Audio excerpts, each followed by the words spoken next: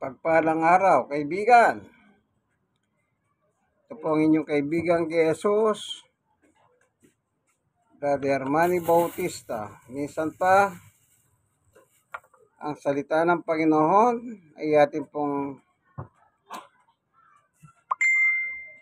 pagsalusaluhan mula po sa Poimen Bible, ang Biblia ng mga pastor. Ayan na po.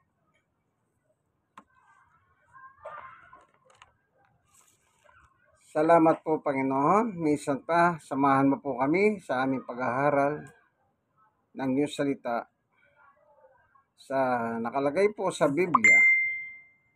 Buksan mo ang puso namin upang lubos po namin pagkinabangan, O Diyos, ang iyong salita. Ito po ang aking kahilingan sa ngalan ni Jesus. Amen. Ang ating pong tatalakayin, bago po suguhin si Jesus sa mundo, dito sa ating mundo, nasaan po siya? Kasi marami po kasing iba-iba ang katuruan na tungkol sa Panginoong Jesucristo.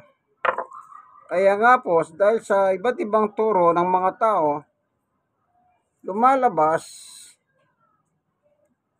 na kapag nagkamali ka ng turo, antikristo ka. Kailangan po malaman natin kung nasaan si Jesus bago siya suguhin ang kanyang ama na tinatawag na Amang Diyos. Kasi po, may nagsasabi kasi na si Jesus ay nagsimula lamang nang ipinanganak ni Maria. So, tingnan po natin ang Biblia. Halimbawa po, si Apostol Pablo. Si Pablo po ay apostol ng Panginoong Yesus. Siya po tinalaga bilang apostol. Ano po, ang nagtalaga po ang ating Panginoong Jesucristo. Dito po sa Galacia, ang sabi ni Pablo sa 4:4, ngunit nang sumapit ang tamang panahon, isinugo ng Diyos ang kanyang anak na isinilang ng isang babae at namuhay sa ilalim ng kautusan. 5. Upang palayain ng mga nasa ilalim ng kautusan, sa gayon tayo may tuturing na mga anak ng Diyos. Sabi ni Apostol Pablo, isinugo ng Diyos ang kanyang anak. Sino pong anak na tinutukoy ni Pablo? Wala pong iba kundi ang ating Panginoong Jesucristo. Siya po ang solong anak. Nag-iisang anak. Wala po siyang kadobol. One and only. Tignan po natin sa 1:16. Sabi ni Juan, sapagkat gayon na lamang ang pag-ibig ng Diyos sa sangkatauhan, kaya't ibinigay niya ang kanyang kaisa-isang anak, upang sino man sumampalataya sa kanya ay hindi mapahamak kundi magkaroon ng buhay na walang hanggan. Ayan. Anong sabi? Ibinigay ang kanyang solong anak, kaisa-isang anak. So, ibig sabihin po, bago po suguin dito sa lupa si Jesus, ay magkasama na po sila ng Diyos sa langit. May susugo ba niya ang kanyang anak kung hindi sila magkasama? Alin po ba yung nauna?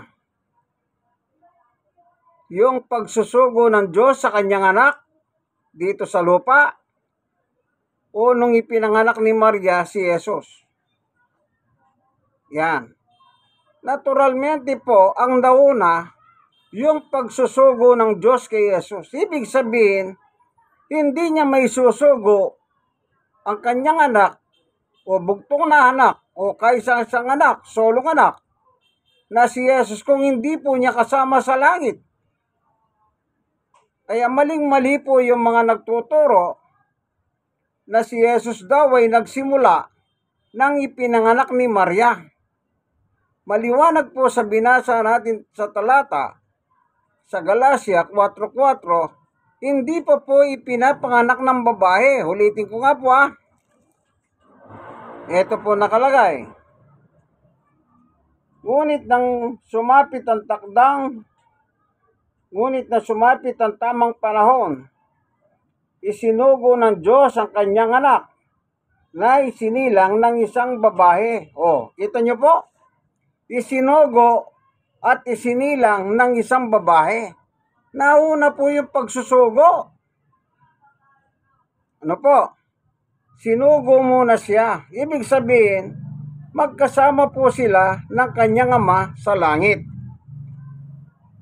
Ano po? Tignan pa natin dito sa 1:6-38. Anong sabi ng Panginoong Yesukristo? Ganito po nakalagay.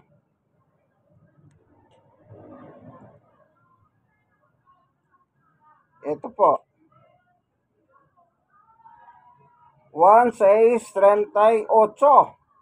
Ako'y bumaba mula sa langit. Kita nyo po? Saan po nagmula si Jesus? Langit. Taga saan po ang kanyang ama? Mateo 6:9. Ama namin, nasa langit ka, sambahin ang ngalan mo. So maliwanag po, ang kanyang ama ay tagalangit. At sinabi ni Jesus dito sa 1:6-38, ako'y bumaba mula sa langit. Maliwanag po magkasama na po ang Diyos at si Jesus. Meron pang babasahin natin. Dito po sa 17:1. 17 Pagkasabi ni Jesus ng mga ito, tumingala siya sa langit at kanyang sinabi, Ama, dumating na ang oras, lulatiin mo ang iyong anak, upang lulatiin kaniya. 5 Kaya't Ama, ipagkaloob mo sa akin ngayon,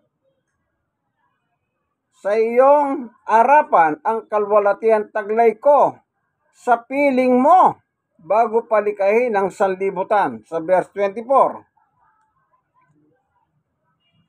Ama, sila na ibinigay mo sa akin ay nais kong makasama sa kinaroroonan ko upang mapagmasdan nila ang kalwalatiang ibinigay mo sa akin sapagkat minahal mo na ako bago pa nilikha ang daigdig. Maliwanag po bago pa nilikha ang daigdig, bago pa nilikha sa buong sanlibutan, ang sabi ni Jesus, nasa piling mo ako. Edi maliwanag po talata. Nasaan si Jesus? Bago siya suguin ng kanyang ama, dito po sa lupa. Maliwanag po sa mga binasa ko sa talata sa Biblia, mula sa sulat ni Pablo at sa salita ni Panginoong Yesus. Saan daw siya? Nasa langit. Nasa piling ng kanyang ama sa langit. Kaya maling-mali po yung mga nagtuturo na si Jesus ay nagsimula lamang nang ipinanganak ni Maria. Ibig sabihin, wala pa po Maria.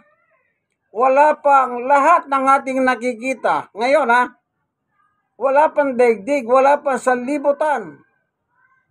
Magkapiling na po sila sa langit. Maliwanag po Kaya yung mga nagsasabing si Jesus daw ay nagsimula lamang nang ipinanganak ni Maria, yan po isang masamang aral. Hindi ko naman sinasabing hindi pinanganak ni Maria si Jesus. Pero kung doon mo gagawin ang aral mo na si Jesus hindi pa siya umihiral, wala pang lahat kapag sinabi mong hindi pa siya umiiral, ay pangahas ka. Pangahas na haral yan. Ang tawag ko po dyan ay Antikristo. Bakit ko po sinabing Antikristo? Isipin niyo po, yung tungkol kay Jesus, binasa ko po lahat. Hindi pa, marami pa dyan eh. Kontrang-kontra na po sila. Kontrang-kontra. Anong sabi nila? Tao si Jesus sa langit. Isipin niyo po, nung kapiling po ni Jesus ang kanyang ama sa langit, tao daw siya. Kasi yan po kanilang umakyat sa langit tao, bababang tao. Puro tao po ang taguri nila kay Jesus eh. Ay hindi po.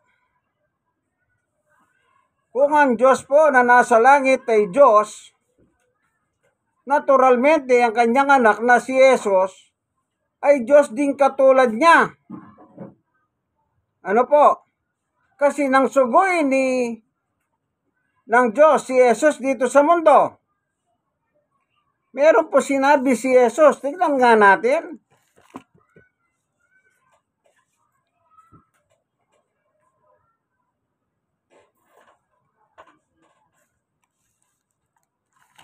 Basahin po natin. Hebreo 10:5-6.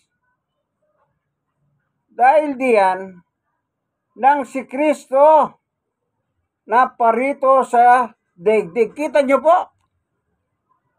Naparito sa daigdig. Sino daw po naparito? Si Kristo. Sa langit po, siya ay Kristo. Nang siguhi siya, pinanganak ni Maria, ang tawag naman sa kanya, Jesus. Jesus po, yung laman. Tuloy natin. Anong sabi ng Panginoong Jesus? Dahil diyan, nang si Kristo ay naparito sa daigdig, sinabi niya sa Diyos, ang mga pang-alay, pati mga handog, at ang mga hayop na handog na andang sunugin, hindi mo nahibig sa dambana ay dalin. Hindi mo kinakailangan ang mga handog na sinusunog at ang mga handog upang pawiin ang kasalanan. Kaya tinihanda mo ang aking katawan upang maging handog. 7. Kaya sinabi ko, ako'y narito, ho Diyos, upang sundin ang iyong kalooban ayon sa sinasabi ng kasulatan tungkol sa akin. Yung mga sacrifices ng mga hayop, kasi po traditionally, mga hayop talaga ang inahandog nila. Nagkataon po, ang inahandog ng mga tao noon, yung mga may depektong mga hayop. Kaya ang sabi ng Panginoong Yesus, hindi mo na nagustuhan ang mga hayop na inahandog sa dambana. Kaya sumunod po si Yesus sa kagustuhan ng Diyos upang tayo po matubos sa ating kasalanan. Kaya naglahan po ang Diyos ng katawan na gaya natin, na siyang katawan ng Kristo, na nang ipinanganak po ni Santa Maria, yun po yung katawang tao na tinatawag na Jesus. Mula sa langit, Kristo, nang ipinanganak ni Maria, Jesus ang tawag po sa kanya. Yun po yung katawang laman. Yun po ang inihanda ng Diyos na binabanggit po sa Hebreo 10:5-6. Nang sabihin ni Jesus ang ganito, anong sabi po ng Panginoong Yesu Kristo? kaya't ihanda mo ang aking katawan upang maging handog. Yan. Yung katawan na yun po ang hinandog, yung nakapako sa krus o napako sa krus. O yung laman, yung Yesus na namatay, nilibing, at muling nabuhay. Ano po? Kaya ang Kristo, wala po siyang laman at dugo na gaya natin. Kaya siya nagkaroon ng laman at dugo, inihanda niya ng Diyos ang kanyang katawan. Kasi po, nung simulang itong si Jose, pakakasalan niya naman si Maria, pero nasumpungan po siyang buntis. Meron pong laman at sinapupunan. Ito po yung laman, yung katawan. Yung katawan na yun po yung ginamit ng Diyos sa sinapupunan po ni Maria. Wala pong anumang parte ng katawan ng tao doon sa katawan na ginamit ng Diyos. Kasi po, si Maria tao, si Jose tao, wala po silang anumang relasyon na nagkaroon po sila ng pagtatalik.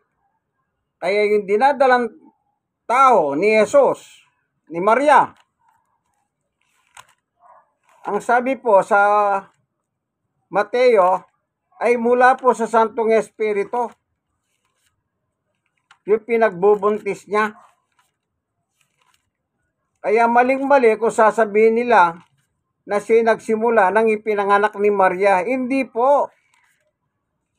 Nasa langit po siya kasama ang kanyang ama. Purihin ang Panginoon. Anong sabi rito? Sa Mateo 1:18. Basahin po natin. Ito ang naganap ng ipinanganak si Jesucristo. Kita niyo po. Si Maria na kanyang ina at si Jose ay nakatakda ng magpakasal. Ngunit bago sila makasal, nagdadalang tao na si Maria sa pamamagitan ng kapangyarihan ng Espiritu Santo. Yun dinadala niya po, Espiritu Santo. Spirit. Kaya binanggit po ng anghel na siya nagdadalang tao kasi po, tao si Maria. Kaya yung pinanganak niya, tao. Pero wala pong namagitan kay Jose at Maria. Huwag kayong matuksong mag-isip. Yan nakalagay pala, anak ng tao. Anong nakalagay dito? Nagdadalang, basahin po natin. Si Maria na kanyang ina, si Jose nakatakda ng magpakasal. Ngunit bago sila makasal, nagdadalang tao na si Maria. Yung dalang tao ni Maria, yun po yung katawan na nihanda ng Diyos sa langit para kay Jesus. Nang suguin niya po rito sa lupa. Kaya sabi ni Jesus, isang katawan ang inihanda mo sa akin. Ano po yung katawan na yon? Gaya natin. Katawan ng tao. Kaya nagdadalang tao. Huwag po kayong matuksong mag-isip ng kung ano-ano Nakalagay po sa Biblia, tinatalatahan po natin. Kung pagpilitan mo, nagdadalang tao. Simple lang ang sagot. Hebreo 10:5. Isang katawan ang inihanda mo sa akin, sabi ni Jesus. Yun po yung dinadalang tao, yung inihandang katawan ng Diyos. Wala pong similya ni Jose at Maria yun. Tandaan po nyo yan. Yung mga nagdodoktrina na tao si Jesus, nagsimula lang kay Maria, mga antikristo po yan. Ako na po nagsasabi sa inyo, Antikristo. Ibig sabihin ng Antikristo, kalaban ni Jesus. Hindi sila naniniwala tungkol kay Jesus ayon sa Biblia. Basta paniwala nila yung nakalagay lang po sa 1:8:40. Anong sabi ni Jesus? Ako'y tao na gusto niyong patahin, na nagsasaysay ng katotohanan na nakita ko sa aking ama. O, kita niyo po? Nakita niya sa kanyang ama, sinasaysay niya yung katotohanan, yung aral ng Diyos. E di magkasama po sila sa langit. Kaya nung isang nagsasalita siyang ganon, nakikita po siya saan yung tao ng face to face. O, kaya ginagamit niya po yung titulo ng tao, anak ng tao. One of the title of our Christ. Kasi po, ipinanganak ni Maria na tao. Pero kung lalawakan niyo po ang isip niyo, unawain ninyo nakasulat sa Biblia, hindi po kayo maililigaw o maloloko ng mga antikristo na naglipa na dito sa mundo. Sige, kayo pong bahala. Gusto nyo manatili sa mga antikristo na si Jesus na nagsimula lang nang ipinanganak ni Santa Maria, bahala po kayo. Wala naman po problema sa akin yun. Kahit sa Diyos, walang problema eh. Pero, lumalabas antikristo po kayo. Natural. Saan dadalhin ni Kristo yung mga antikristo? E di sa dako ng kaparusaan sa apoy ng impyerno. Hindi po purgatorio impyerno. O, Pahayag 20:10. Kasama nyo si Satanas at saka yung mga leader ninyo sa simbahan, mga bulahan. O, makakasama nyo po sa apoy ng impyerno. Pahayag 20:10, Pahayag 21:8. O, ano po yung impyerno? Ikalawang kamatayan. O, tandaan nyo po yan. Hindi po nagbibiro ang kasulatan. Kung ano po yung nakasulat, tanggapin po ninyo ng buong buo. Oh. Yan ang mahirap po eh. Ako, tinatanong ko lang po sa kanila, ganito lang kasimple. Sa inyo, Diyos ba si Jesus o hindi Diyos si Jesus? Sa akin, Diyos po si Jesus, kagaya ng kanyang ama, kasi magkasama sila. Isinugo, nasa piling ng ama. Bumaba ako sa lupa, sabi ni Jesus. Maliwanag, tagalangit po siya. Kaya nung mamatay siya, after 3 days na buhay siya maguli, umakyat siya sa langit. At ngayon po, nandun na sa langit. Kasi po, doon siya nanggaling. Basahin po natin. Sa 1:6:62, meron po nakalagay dito ang sabi ng Panginoong Jesucristo. Ito po sabi ni Jesus, gaano pa kaya kung makita ninyong umakyat ang anak ng tao papunta sa dati niyang kinaroroonan? Ano po yung dating kinaroroonan ng anak ng tao? Sabi ko nga po, ginagamit na titulo, anak ng tao. Kasi pa nga po, ipinanganak ni Maria na tao. Pero yung kanyang katawan, hindi po galing kay Maria. Hindi galing kay Jose. Yun po'y ginawa ng Diyos. Hebreo 10:5-6. Nang suguin niya dito sa lupa, kailangan po magkaroon siya ng katawang kagaya ng tao. Ano po? Kasi po, siya po ang Kristo sa langit. Ibig sabihin, Espiritu po siya kasi ang Diyos ay Espiritu.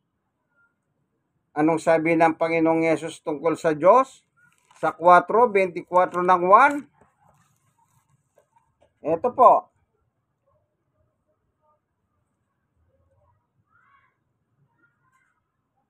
Ang Diyos ay Espiritu at ang mga sumasamba sa Kanya ay dapat siyang sambahin sa Espiritu at sa katotohanan. O, kita nyo po. Ano daw po ang Diyos? Espiritu. Wala po yang anyo. Ganon din po si Jesus. Magkatulad po sila sa langit ng Kanyang Ama bago siya suguin dito sa lupa. Kaya inihanda yung katawan. Paano po may papako sa krus yung Espiritu? Yung Espiritu, sabi nga, kagaya ng pag umiikot yung ventilador, nararamdaman mo yung hangin. Ganun po, may papako mo ba yon? Hindi mo naman nahawakan.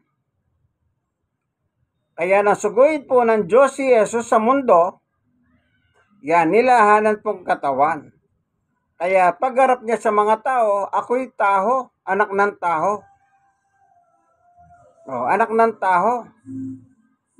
Yun naman sa 8:40 ng ang Biblia, yun po yung sinasabi na, bakit gusto ninyo akong patayin? Na nagsasaysay sa inyo ng katotohanan na nakita ko sa aking Ama. Yung kausap niya po yun, yung mga Hudyo sa panahon na nangangaral na po dito si Jesus.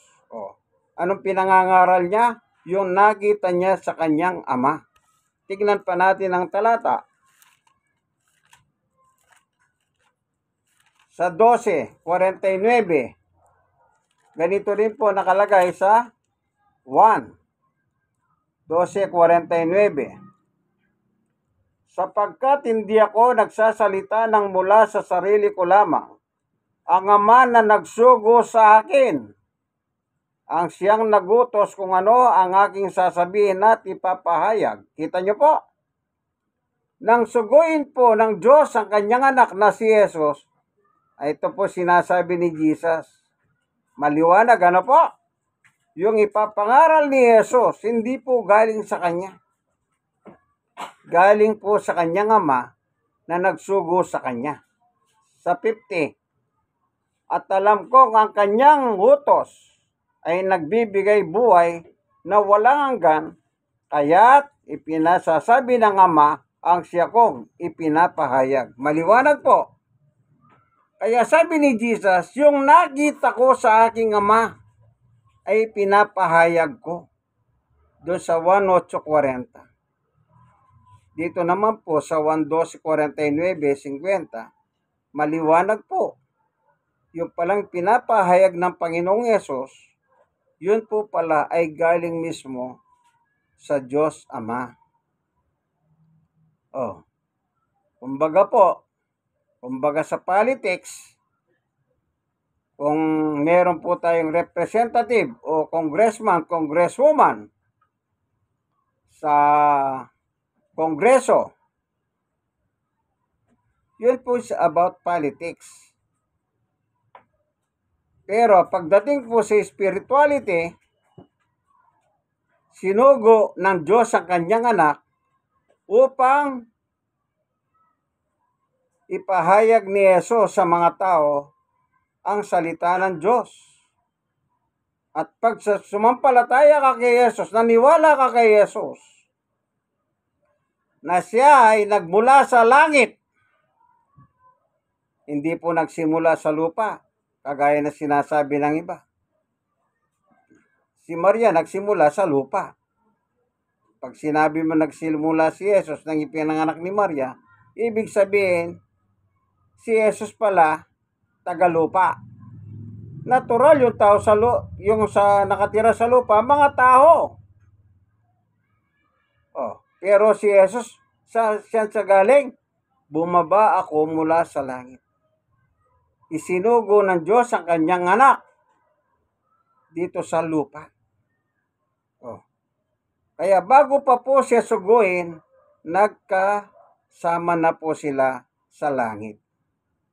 So, ibig sabihin, hindi po tagalupa ang ating Panginoong Jesucristo, kundi nasa langit siya. Ibig sabihin, kung ang Diyos ay Diyos sa langit, ang anak ay Diyos din pong gaya ng kanyang ama. Hindi po siyang ama, dalawa po sila. Iba po yung ama, iba po yung anak. Kaya tinatawag na anak si Jesus, anak ng Diyos. At tinatawag ni Jesus na Amang Diyos, nasa langit ka. Oh, di po ba napakaliwanag ng mga talatang binuksan ko para sa inyo? Oh, yan pong mahirap sa mga nadoktrina ng 20 kong doktrina. Pero pag natapos po silang doktrinahan ng 3 hanggang 6 na buwan, akala po nila ligtas na sila. Hindi po. Antikristo pa rin sila. Oh. Antikristo. Kinakalaban nila si Kristo. Pati yung pagsusugo ng Diyos kay Jesus, kinakalaban din nila. Kasi sinasabi nila, nagmula sa lupa si Jesus kasi pinanganak ni Maria. Oh, samantala nga sabi sa Biblia, sinugo ng Diyos ang kanyang anak. O sino nagsugo kay Jesus? Ang kanyang ama. Oh, magkasama sila kaya isinugo po para matubos ang ating kasalanan. Kasi po yung mga inahandog sa dambana para matanggal ang kasalanan ng tao, ay hindi na po kinalugdan ng Diyos kasi nga po may mga depekto ang inahandog nila. Hindi po yung mga firstborn o unang bunga. Kung sa gulay, kung sa hayop, yung panganay. Ano po? Kaya tayo po na naturuan ng salita ng Diyos sa Biblia, pasalamat tayo. Ako po, malaki ang pasalamat ko sa Diyos. Bakit? Sa edad ko pong senior citizen, natututunan ko po ang tungkol sa ating Panginoong Jesucristo. Praise the Lord. Napakaganda po pala. Pag maniwala tayo kay Jesus, buhay na walang hanggan ng kapalit.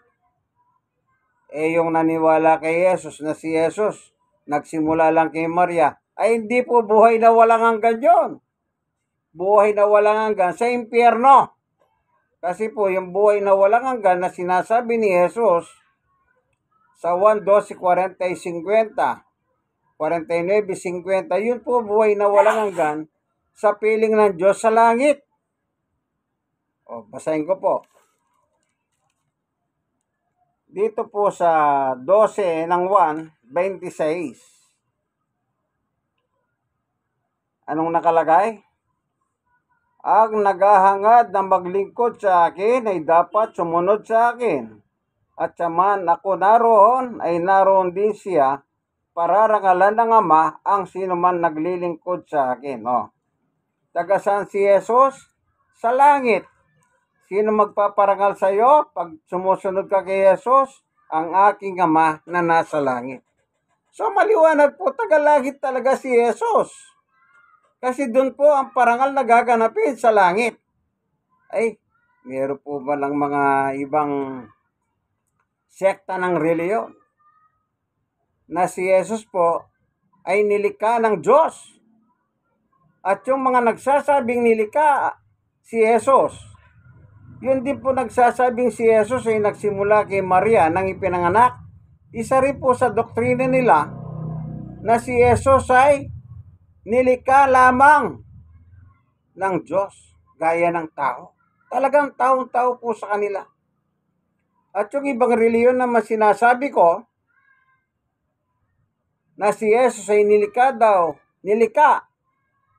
Pareho po silang doktrina, nilikha din si Jesus sa kanila. Sila po, hindi naman sila aakyat sa langit. Sabi ni Jesus, palangit sila.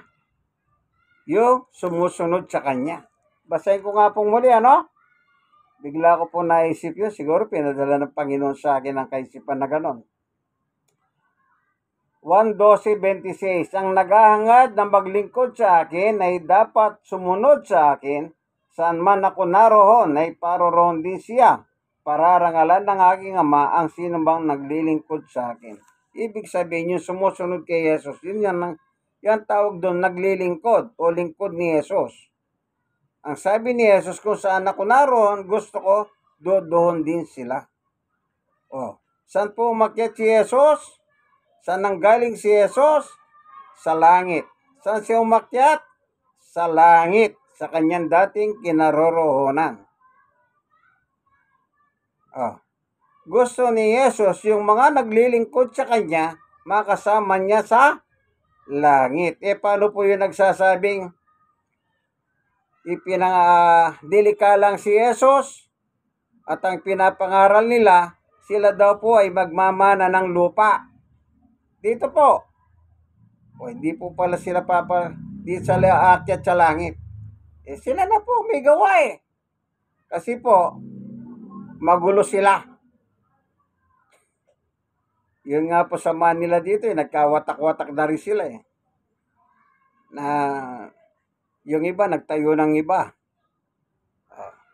Nung nakainkwento ko sila, magkaiba pala sila, pero isa lang ang pangalan. Saksi ni Jehovah at saka Jehovah Witnesses. In fairness wala tayong pinatatamahan. Isipin nyo po, ang tunay na pangalan nila, Jehovah Witnesses. Nung magkaroon ng lamat, ang tinayo ng itong isa, saksi ni Jehovah, sa wikang Tagalog. Hindi na po magkasama yan. Pero pareho ang doktrina nila. Hindi sila papasok sa langit. Kasi po, isipin nyo, sabihin nila, nilikha lang si Jesus. Ang tao po nilikha sa lupa. Dilalabas si Jesus nilikha sa lupa. Sabi sa Biblia, si Jesus tagalangit. Paano po ngayon yan? Yung nagsasabi naman si Jesus na nagsimula nang ipinanganak ni Maria at nilikha rin si Jesus. Yung pong tinatawag nilang Iglesia ni Cristo ni Yumao Felix Manalo. Wala pong personalan para makilala nyo lang po ang kanilang mga doktrina. Di po ako naninira. Mahal ko nga po sila Kanya lang, ayaw nilang maniwala sa Biblia, mas gusto nilang maniwala sa kanilang mga founder. Kita nyo po? Yung founder nila ang kinikilala. Tapos yung pangalan ni Jesus, tangay-tangay pa nila. Pero mga antikristo, dalawa po yan, antikristo yan. Kaya kung nabibilang po kayo sa ganyan, layasan nyo. Itiwalag na ninyo sarili nyo dyan. Maghanap po kayong mga full gospel, mga born again. Sa inyong tabi-tabi, baka meron po. Na nagtuturo, taliwas sa kanilang paniwala.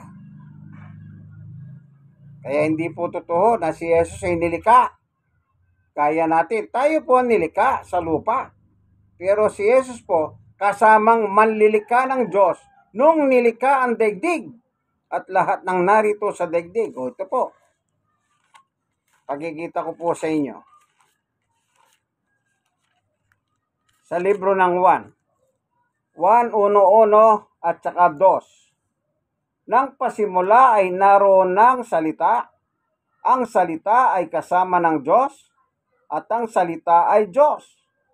2. Sa pasimula'y kasama na ng Diyos ang salita. Kita nyo po? Yung salita ay Diyos. At yung salita at ang Diyos magkasama. Di dalawa po sila. Sino yung salita? Sabi po sa verse 14 ay ano po sabi? Naging taho ang salita at nanirahan sa piling namin. Sino po yung naging tao?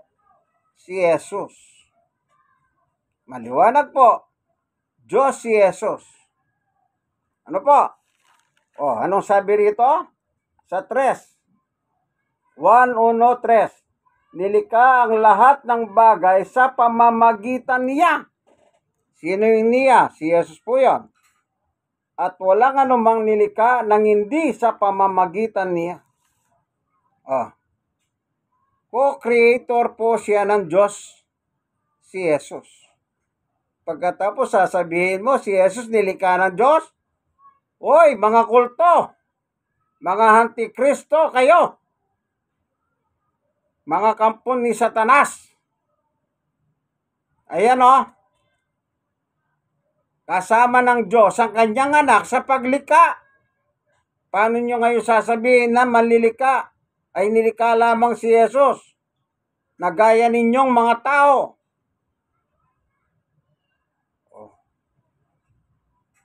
Alam nyo po, kahabag-habag kayo pagdating ng paghuhukom. Ako na po nagsasabi sa inyo,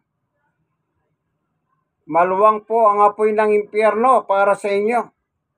Dahil po, mga antikristo kayo. Tandaan po ninyo yan. Kahit na ginagamit nyo pang pangalan ni Jesus sa inyong mga doktrina, sa inyong mga pangangaral, sa inyong mga simbahan, wala pong kwenta yan. Ang pinag-uusapan, kung ano po yung nakasulat tungkol kay Jesus. Ako, naniniwala po ako sa mga binasa ko, kaya nga binasa ko eh. Yun namang iba. Ginawa nila ribulto si Jesus.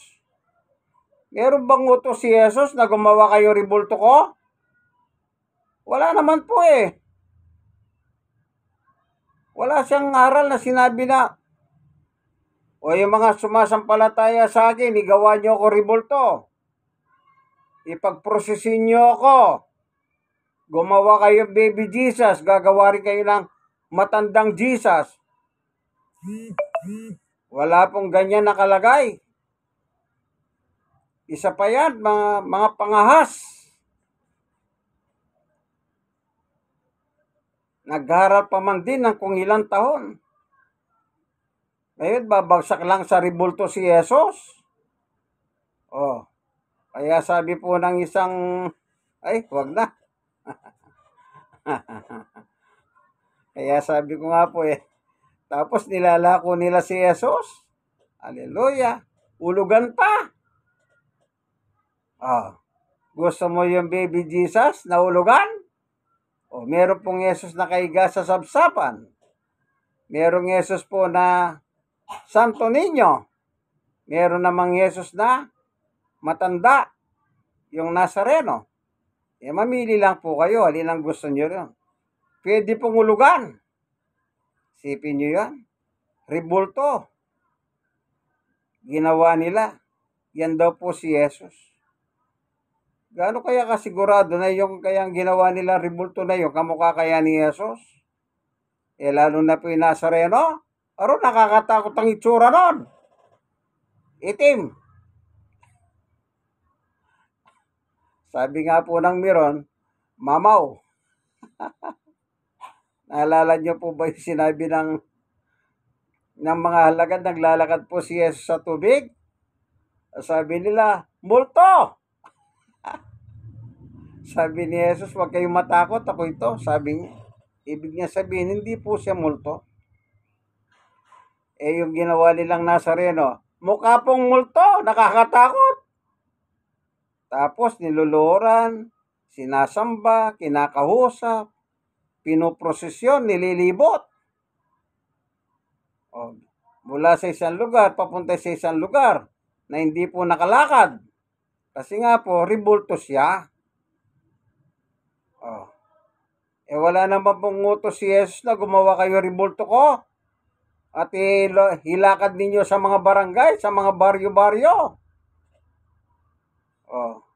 Hindi rin po sinabi ni Jesus yung ribulto ko, pauusukan nyo niyang insenso. Di po ba ginaganyan sila? Na Santo Papa? Yung insenso? Sino po yung nakapanood ng panahon ni Pangulong Pinoy? Bumabagyo, pumunta si Pope Francis. Ginaganyan po sa luneta yung ribulto. Ako napanood po namin sa TV yun kaya alam ko po yung kwento pinapausukan ng insenso. Nakakapote sa luneta kasi bumabagyo noon. Isipin nyo po yan, ganyan ka, ano? Mga antikristo po ito. Maliwanag naman po ang sabi sa 1:3:16. Basahin nga po natin, panguling talata po. 1:3:36 na po. Sa 36 na po tayo pumunta. Kasi yung 12:26 ni Jesus, sabi niya, yung sumusunod sa akin, yung lingkod niya. Dito naman po nakalagay, 3:36 ng 1. Ang sumasampalataya sa anak ay may buhay na walang hanggan. Ngunit ang hindi sumusunod sa anak ay hindi magkakaroon ng buhay, sa halip manatili sa kanya ang puhot ng Diyos. Ayun. Yung sumasampalataya at sumusunod kay Jesus, yun po magkakaroon ng buhay na walang hanggan. Pero kung sumasampalataya ka lang kay Jesus, pero hindi ka naman sumusunod kay Jesus, ang sabi po, yung puhot ng Diyos ang nasa iyo. Iniutos ba ni Jesus na gumawa kayong rebulto niya? Hindi naman anong pagsunod ang ginagawa ninyo? Alam ni Jesus na bawal po ang rebulto. Kasi ang turo ng Ama, bawal ang rebulto. Sa Exodo, chapter 20, verse 4, 5, 6. Huwag kayong gagawa ng rebulto ng imahen ng mga tagalangit, tagalupa sa ilalim ng dagat, tubig. Taga saan si Jesus? Langit. Ginawa nila rebulto. Doon pa lang po, nagkamali na kayo Gumawa na, binenta ng kaso paulugan at binindisyonan ng pare. Ba, pwede na palang dasalan?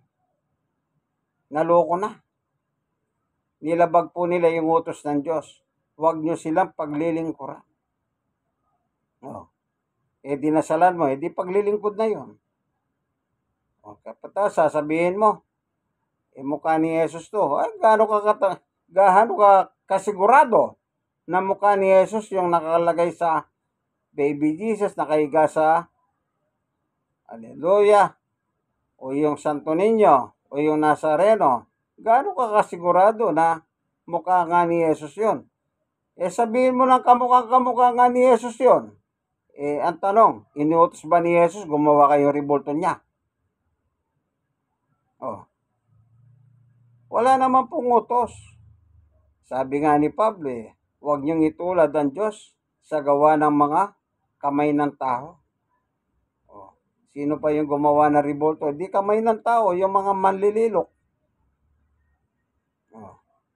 Sculptor. Marami pong magagaling dyan. Yung taga Pampanga, taga Laguna, doon sa Ilocos. Nakita ko po yan Kaya wag po tayong kung ano po yung sinasabi sa Biblia, siya na lang ang paniwalahan natin. Ako, alam niyo po ba kung ano lagi ko sinasabi?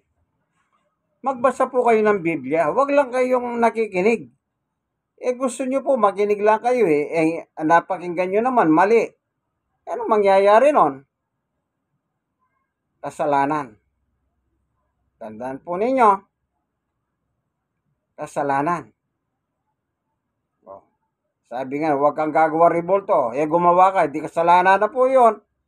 Nagutos na nga ang Diyos, huwag kang gagawa.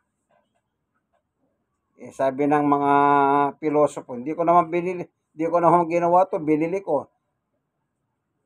Di ginawa rin. Kanya lang, ang ginawa mo naman, binili mo.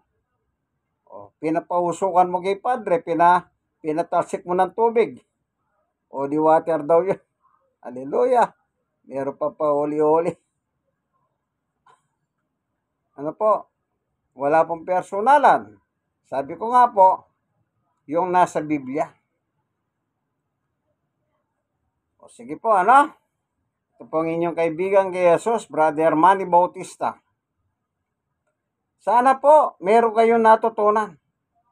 Ang tamang pananampalataya, alam niyo po kung ano yan? Yung nakasulat sa Biblia. Huwag niyo pong babaguhin. Huwag niyo dadagdagan, huwag niyo babawasan. Yan po ang tunay na pananampalataya. Tanggapin niyo po ng buhong buho. Huwag po kayong maniwala kung kani-kaninong mga demonyo dyan na nagkalat. Maniwala po kayo. Sino yung binasa natin? Si Pablo at saka si Jesus. Oh. Maniwala po kayo. Si Pablo, tao yon, pero apostol ng Panginoong Jesucristo.